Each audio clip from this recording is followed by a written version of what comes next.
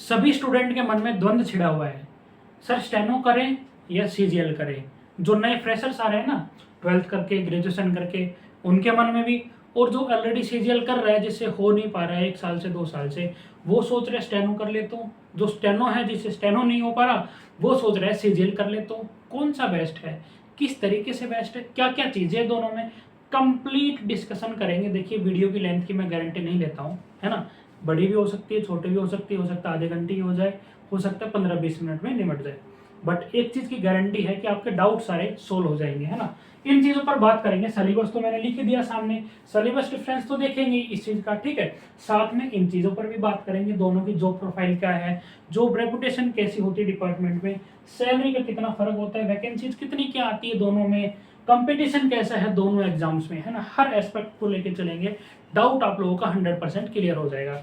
सबसे पहले सबसे मेन चीज जो काफी सारे बच्चों को पता भी है, बताने की जरूरत नहीं है, बट जो फ्रेशर्स हैं वो देख रहे हैं उनको मैं बता दूं, इसमें टीयर 1 और टीयर 2 होता है, प्रीलिम्स और मेंस बोल सकते हो, उसके बाद में डिस्क्रिप्टिव एग्जाम होता है। इसमें होता है एक रिटर्न होता है जिसको प्रीलिम्स बोल सकते हो आप, बोलना चाहो तो। उसके बाद होता है शॉर्ट हैंड का स्किल टेस्ट, यानी कि स्टेनो का स्किल टेस्ट, जिसके नाम पे इसके एग्जाम का नाम पड़ा है। ये चीजें होती है। प्रीलिम्स में देखते हैं हम दोनों का कंपैरिजन करते हैं। सीजीएल में हमारे सामने होती है इंग्लिश, मैथ्स, जीएस और रीजनिंग, ठीक है। स्टेनो में होते हैं हमारे सामने इंग्लिश, जीएस यानी कि जीके जिसे हम बोलते हैं, और रीजनिंग। सिर्फ 3 सब्जेक्ट होते हैं, यहाँ पे 4 सब्जेक्ट होते हैं। ये मैथ जो बला है ना, ये यहाँ पे एक्स्ट्रा होती है चीज।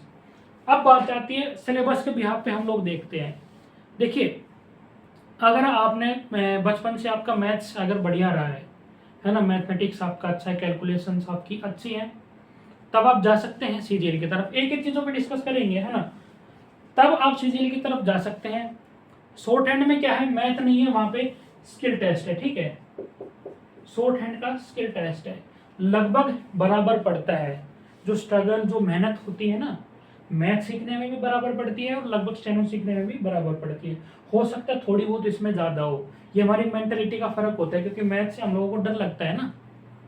अगर आपका एक बचपन से जो स्कूल टाइम रहा है उससे मैथ्स आपका अच्छा है, कैलकुलेशन अच्छी रही है, तो आप सीजीएल की तरफ जा सकते हैं। इसमें थोड़ी सी कम मेहनत करनी पड़ेगी बिकॉज आपको, है ना। साथ में आप ये चीजें बिल्ड कर सकते हैं। मेहनत हर सब्जेक्ट में अच्छी चाहिए, मार्क्स हर सब्जेक्ट में अच्छे चाहिए। बट अगर आप मैथ में वीक हैं, है ना, मैथ में आपके स्कोर आ रहा है 70%, 80%, इतना आ रहा है, तो आपको स्टेनो की तरफ आना चाहिए। इसमें क्या है, प्रीलिम्स में, रिटन में तो आप लोगों को मेन फोकस इंग्लिश पे रहेगा, क्योंकि ये चीज सीखने की है। और रीजनिंग ज़्यादा टफ नहीं होती है, प्रैक्टिस पे डिपेंड करती है। ये सीखने की, समझने की होती है, ये प्रैक्टिस पे होती है। कितनी प्रैक्टिस आप करेंगे उतना आ जाएगा। ये चीज़ है, रटेंगे कितना आप, है ना, ये दोनों में सेम है। रट तो लोगे मेरे ख्याल से, जब आपने 12th कर ली है रट तो लोगे। एक चीज़ और डिफरेंस है यहाँ पे, इसमें आप लोगों की मिनिमम क्वालिफिकेशन ग्रेजुएशन होनी चाहिए, इसमें आप लोगों की मिनिमम क्वालिफिकेशन 12th होनी चाहिए। ये फर्क है। मैथ वीक है आपका, ठीक है। अब मैथ का क्या सीन है, देखिए इंग्लिश और मैथ में डिफ्रेंशिएट करें, यहाँ पे इंग्लिश का वेटेज ज़्यादा रहता है ना। मैथ का क्या है कि मैथ अगर आपका बचपन से वीक है, आपके बेसिक्स क्लियर नहीं है, कॉन्सेप्ट क्लियर नहीं है, कैलकुलेशन आपकी वीक है, तो मैं नामुमकिन तो नहीं कहूँगा, बट बहुत बहुत ज़्यादा एक्सट्रीमली मेहनत लगती है उस स्टूडेंट को।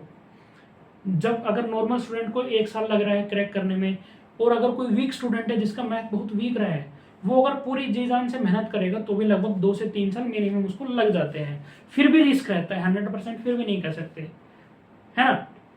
बट इंग्लिश एक ऐसा सब्जेक्ट है, इंग्लिश तो यहाँ पे भी सीखनी पड़ेगी, बट यहाँ पे अगर हम इंग्लिश लेके चलें, इंग्लिश अगर आपकी बचपन से वीक भी रही है ना, तो आप इसको सीख सकते हैं, ठीक है। ये लर्निंग पे डिपेंड करेगा, आप लोग कितना बेहतर याद कर सकते हैं, लर्न कर सकते हैं, सीख सकते हैं।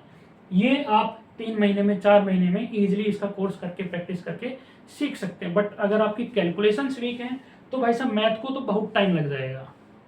इस वे में हमारा आता है कि स्टेनो बेस्ट रहता है, कि आप स्टेनो पे जा सकते हैं। दूसरी चीज आती है, ये तो हम लोगों ने देख लिया, सब चीजें बढ़िया चाहिए दोनों ही एग्जाम्स में। इसमें भी तीनों सब्जेक्ट आपके स्ट्रॉन्ग होने चाहिए और सीजीएल में भी स्ट्रॉन्ग होने चाहिए, क्योंकि कट ऑफ्स बहुत आई जा रही है ना। एटलीस्ट आपको 90% तो स्कोर करना ही पड़ेगा एग्जाम में अगर सिलेक्शन लेना है तो। इसमें थोड़ा बहुत अगर कम हो तो चल जाता है, बट सीजीएल की एक्चुअल में कट ऑफ हाई रहती है ना, स्टेनो से ज़्यादा हाई कट ऑफ्स रहती हैं सीजीएल की। अब आते हैं स्किल टेस्ट में। शॉर्ट हैंड का इंग्लिश और हिंदी में होता है।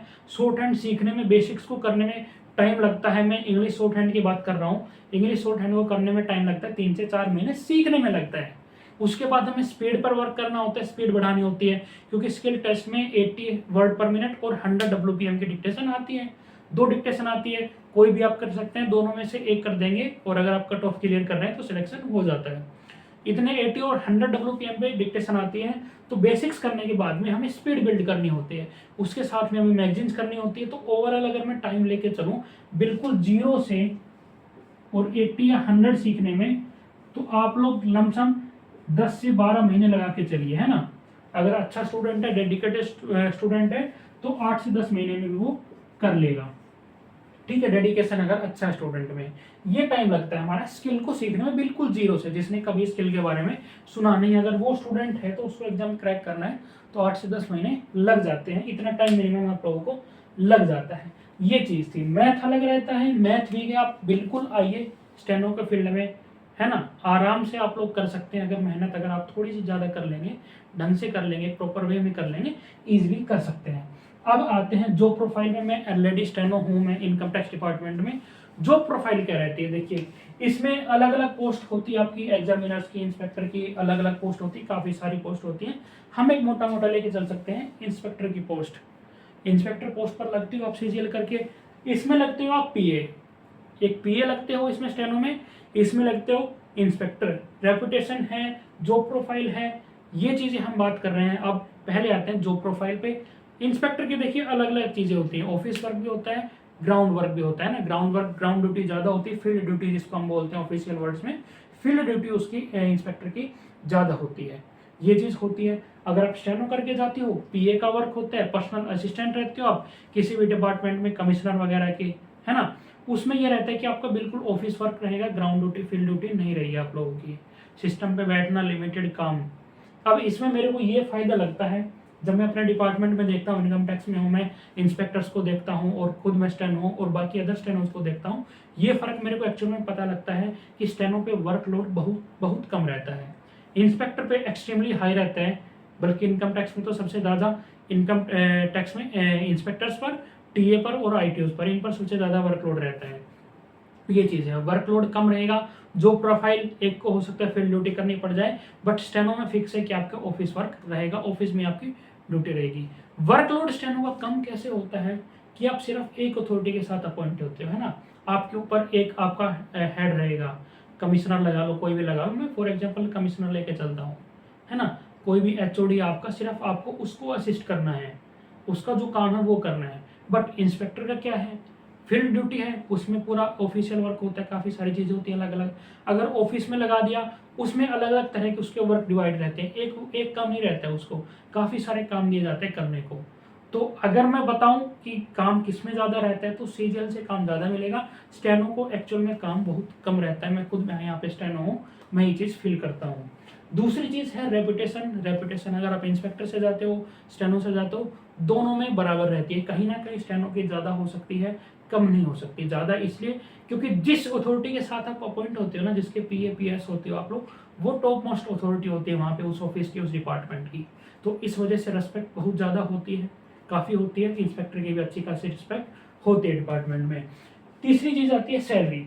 देखिए स्टेनो में 2 ग्रेड पे होता है, ठीक है, 2400, 4200 और तीसरा होता है अपना 4600। 3 ग्रेड पे होता है स्टेनो में। इसमें यहाँ पे होता है 2400 से लेके 4800 तक आप लोग लग सकते हो इसमें। ये ग्रेड पे होता है CGL का। सैलरी का थोड़ा बहुत डिफरेंस आता है। अगर आप अच्छी खासी टॉप की रैंक लेते हो तो आपको 4800 ग्रेड पे मिल जाती है नौकरी। इसमें टॉप की रैंक लेते हो, इसमें आप 4600 तक जा सकते हो। सैलरी का सीधा सीधा मोटे तौर पर ये फर्क है। लगभग लेके चले तो बराबर है सैलरी, है ना। आगे अगर हम बात करें वैकेंसीज किसकी ज़्यादा आती है, अगर SSC के थ्रू देखें, SSC के थ्रू देखें तो CGL की वैकेंसीज काफ़ी आती हैं। बट अगर ओवरऑल वैकेंसीज देखें, क्योंकि स्टेनो की सिर्फ SSC से नहीं आती है, अलग अलग डिपार्टमेंट से आती है। DDA है, DRDO है, UPSC है, SSC है, काफ़ी सारे अलग अलग डिपार्टमेंट से स्टेनो की वैकेंसीज आती है। हाई कोर्ट है, सुप्रीम कोर्ट है, डिस्ट्रिक्ट कोर्ट्स हैं।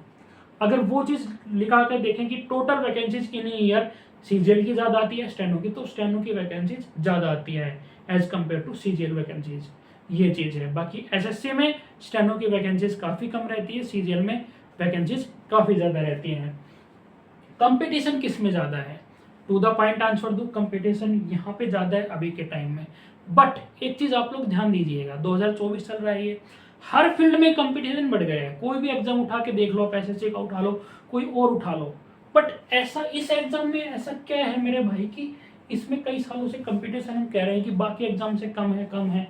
क्यों? इसके बारे में नॉलेज नहीं है क्या? इसकी वैकेंसीज कुछ छुपा के निकाल देंगे कि सबको पता नहीं लगता? ऐसा कुछ नहीं है। इसमें कंपटीशन क्यों कम है? क्योंकि मेरे भाई स्किल सबसे नहीं निकल पाता। स्किल जो है ना इसका स्टेनो का, वो सबसे नहीं निकल पाता। इसमें डेडिकेशन चाहिए, रेगुलरिटी चाहिए, प्रैक्टिस चाहिए शानदार वाली। इसलिए मैंने स्टार्टिंग में बोला था अगर आपका मैथ स्ट्रॉन्ग है तो आप सीजीएल में जाइए। इसके साथ में आप अगर मैथ करेंगे तो सीएचएसएल वगैरह, एमटीएस वगैरह और एग्जाम भी आप देख लेंगे, है ना, और कोई अदर एग्जाम है वो भी देख लेंगे। बट अगर आप स्टेनो फील्ड में आएंगे तो सिर्फ स्टेनो के करना है डेडिकेशन के साथ में। उसमें आप डीडीए में भी जा सकते हो, डीआरडीओ में भी जा सकते हो, यूपीएससी में भी जा सकते हो, अलग अलग डिपार्टमेंट्स में जा सकते हो। एसएससी के थ्रू तो निकलती है, बाकी अदर भी वैकेंसीज बहुत सारी निकलती हैं। वैकेंसीज की कम स्टेनो में भी नहीं है। बाकी कंपटीशन कम कह रहा हूं मैं, बट इन द सेंस आप ये समझिएगा क्यों कम है, इसका रीजन क्यों है, क्या है? क्योंकि इसका जो स्किल होता है ना वो बहुत टफ होता है।